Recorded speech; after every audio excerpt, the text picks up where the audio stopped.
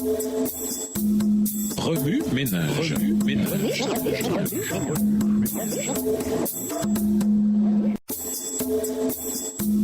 Remue ménage.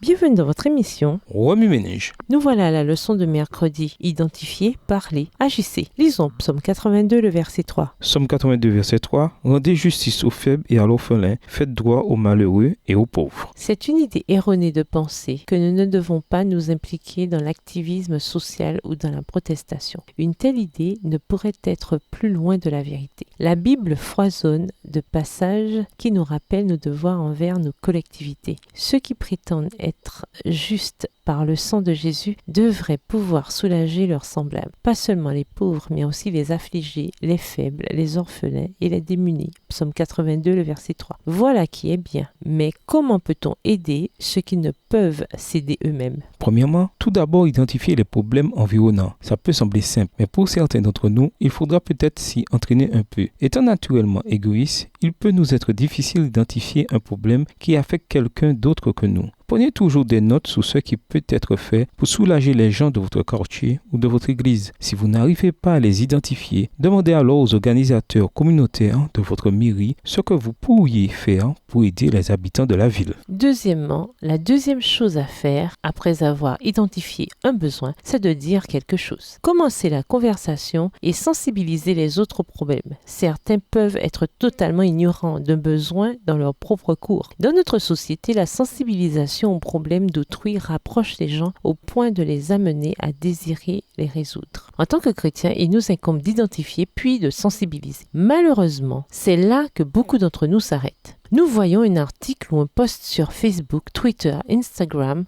ou Snapchat et notre cœur saigne. Nous parlons de cela avec notre cercle d'amis immédiats et ça s'arrête là. En Amérique, Homeland Security et de nombreux services de police ont pour slogan « Voyez quelque chose, dites-le nous ». Cela peut suffire pour ces entités, mais pas pour nous. Pour résoudre le problème, dire quelque chose ne devrait pas être la fin de notre contribution. La prochaine étape consiste à s'organiser et à venir en aide à ceux qui en ont besoin. Nous devons faire quelque chose maintenant. Inutile d'aller loin pour servir. Les missions ont un moyen de répondre à un besoin, mais vous pouvez aussi servir votre collectivité. Nous ne pourrons atteindre les gens pour le Christ que s'ils savent que nous nous intéressons à eux. Ainsi, identifiez les problèmes, dites quelque chose, organisez quelque chose et passez à l'action. Identifiez, parlez, puis agissez. Remue ménage, quels sont les besoins de la collectivité ou de l'église à laquelle vous appartenez? Quelles organisations travaillent sur ces problèmes? De quelle façon pouvez-vous contribuer à résoudre les problèmes au sein de votre collectivité? Au revoir. Et à demain si Dieu veut.